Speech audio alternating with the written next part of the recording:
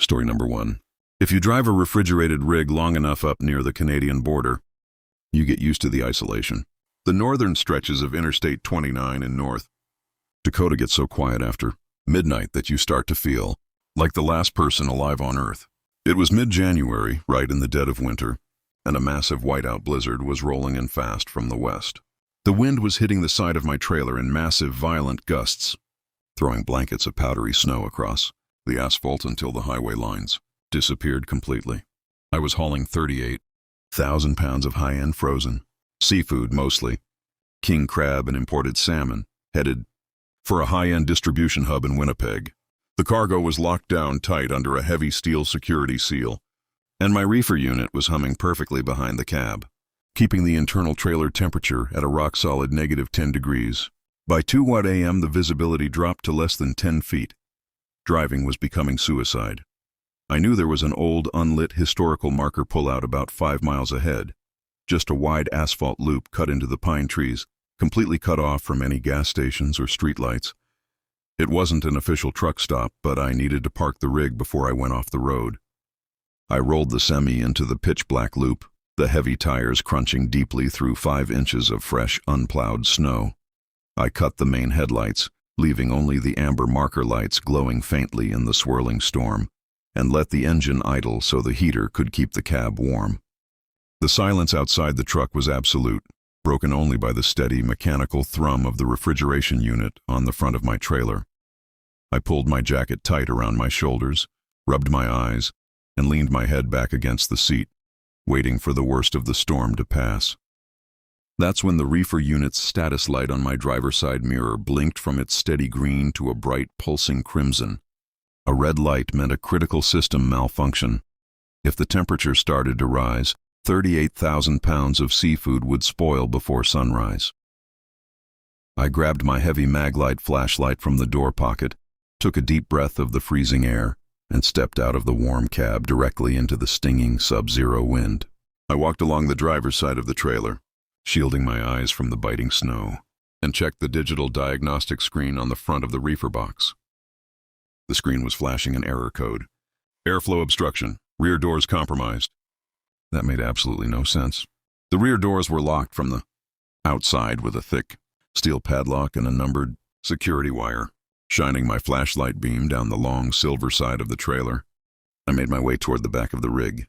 When the beam finally hit the rear doors, my stomach instantly bottomed out. The heavy steel padlock wasn't just unlocked, it had been violently sheared completely off its latch. Hanging uselessly by a scrap of metal, the numbered security wire had been cut and thrown into the snow. Worst of all, the heavy right-hand trailer door was cracked open about 6 inches, revealing a vertical slice of pitch-black darkness inside. I stood frozen in the snow, the flashlight beam trembling against the brushed aluminum door. My mind scrambled for a logical explanation. A hijack crew? Out here in a whiteout? It didn't make sense. I should have turned around and run back to the cab, locked the doors, and slammed the transmission into gear. But adrenaline does strange things to your brain. Instead of running, I stepped closer, reached out with a gloved hand, and slowly pulled the heavy metal door wide open, shining my flashlight directly into the freezing, dark cavern of the trailer. The white beam cut through the thick fog of escaping cold air, illuminating the rows of wooden pallets stacked high with frozen cargo. And there, deep in the narrow center aisle of the trailer, about 15 feet back, the light caught something that made my blood instantly run colder than the North Dakota wind. Someone was inside. They were wearing a ragged, filthy, military-style winter coat that looked decades old, completely encrusted with frost and dirt. Their back was turned to me. They were violently ripping into the raw, frozen food items with their bare hands, moving with an animalistic, desperate speed. The sound of their heavy, ragged breathing echoed hollowly off the aluminum walls. "Hey!" I yelled, my voice cracking with pure terror. "Get the hell out of my truck!" The moment the words left my mouth, the person froze. Slowly, with a jerky, unnatural motion, their heads snapped around to face the light. It was a man, but his face was completely ruined by severe, blackened frostbite. His lips were split and bleeding, and his eyes were wide, vacant, and completely bloodshot, staring directly into my flashlight beam without blinking. He didn't look human anymore. His expression was one of pure, rabid madness. He let out a piercing, guttural hiss that sounded like a wild animal cornered in a cave. He dropped the frozen cargo from his blood-stained hands, dug his thick, filthy fingernails into the wooden pallets, and launched himself forward, scrambling down the narrow aisle straight toward the open door on all fours with terrifying speed. Pure survival instinct took over. I slammed my weight against the heavy trailer doors, forcing them shut just as his frozen fingers reached the edge of the metal. The door hit his hand with a sickening crunch, but I didn't stop. I threw my entire body against the steel locking bar, forcing it down into the latch mechanism and securing it.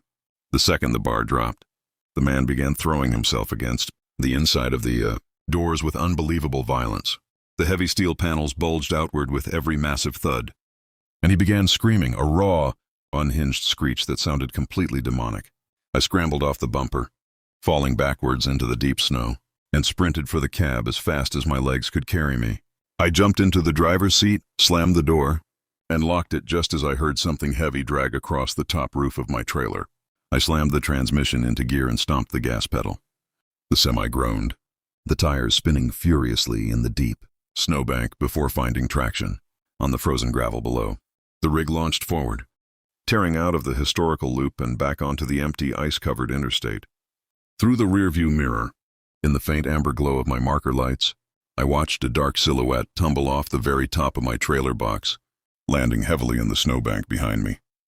The figure immediately scrambled back onto its feet and began sprinting after the truck, its arms flailing wildly in the whiteout storm, keeping pace with the accelerating semi for a terrifyingly long 5 seconds, before the thick curtain of swirling snow finally swallowed it whole.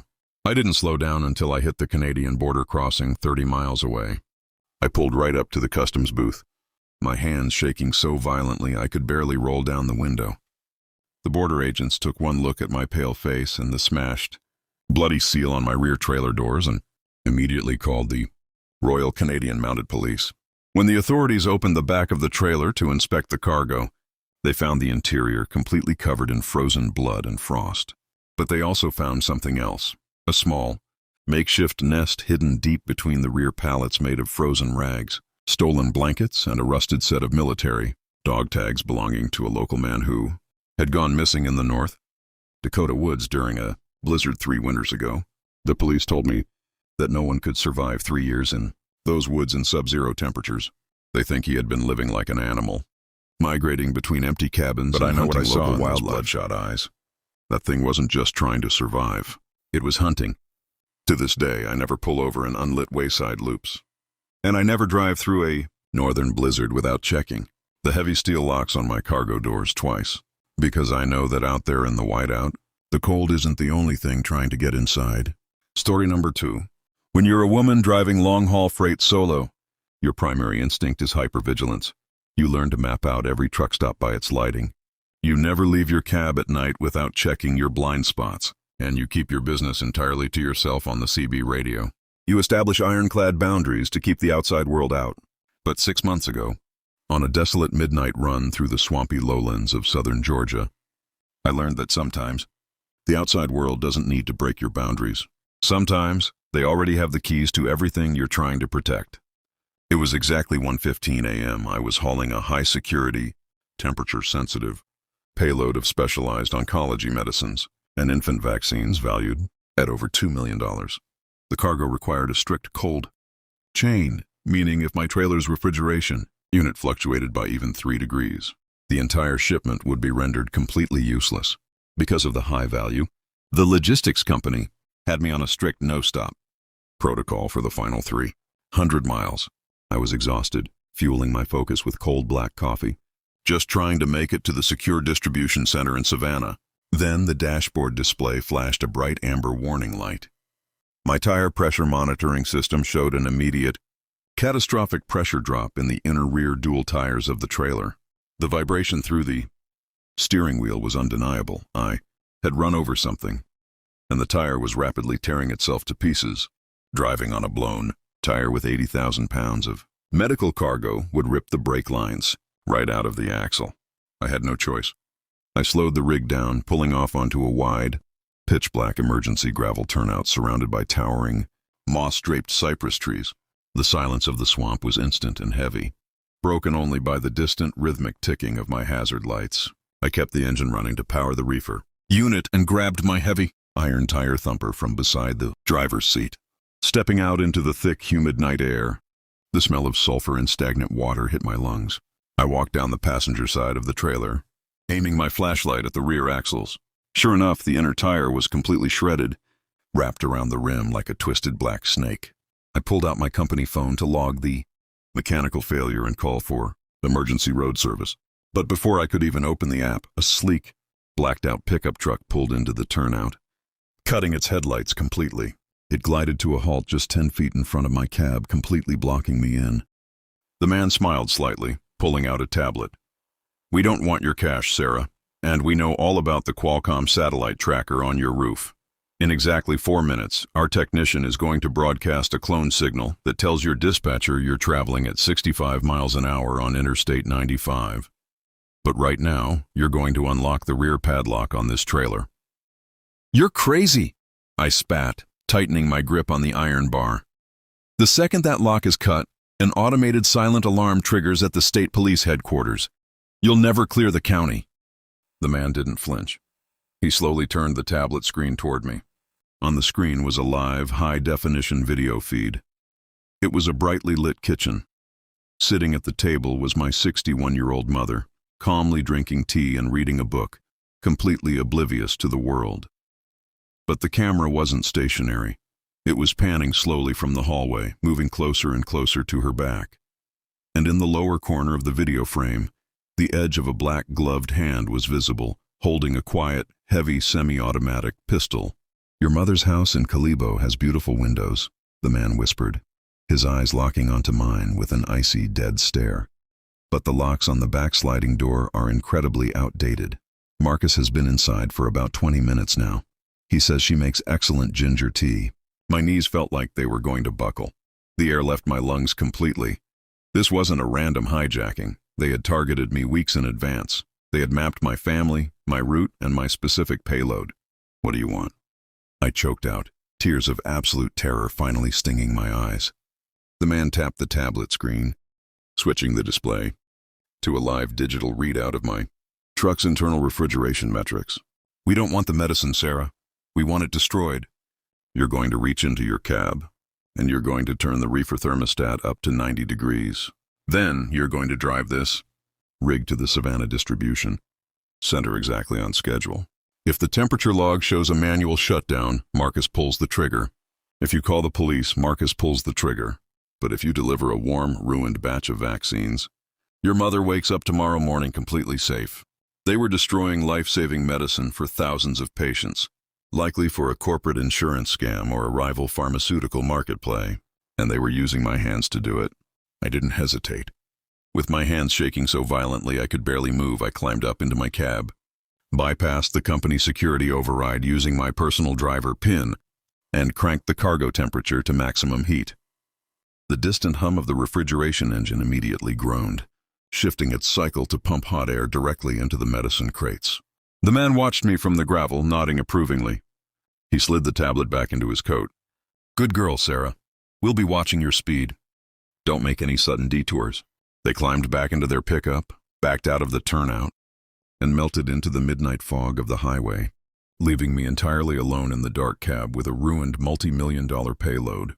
I drove the final 2 hours to Savannah in a state of complete catatonic shock, staring blankly at the highway lines while the cargo behind me baked in the heat.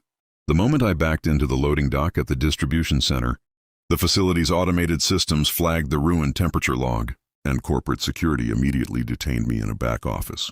I sat there for 6 hours, refusing to say a single word until my phone finally buzzed with a text message from my mother, sending me a picture of her morning coffee, wishing me a safe trip.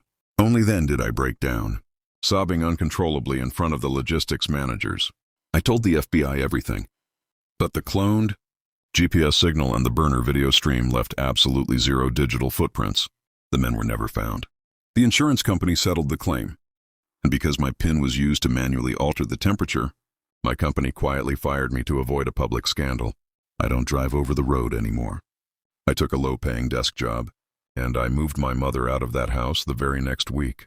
But every time my phone rings from an unknown number, my stomach completely bottoms out, because I know that somewhere out there, There are people who know exactly who I am, exactly where my family sleeps, and they are just waiting for the next payload to spoil. Please subscribe and like the video to support the channel. Thank you.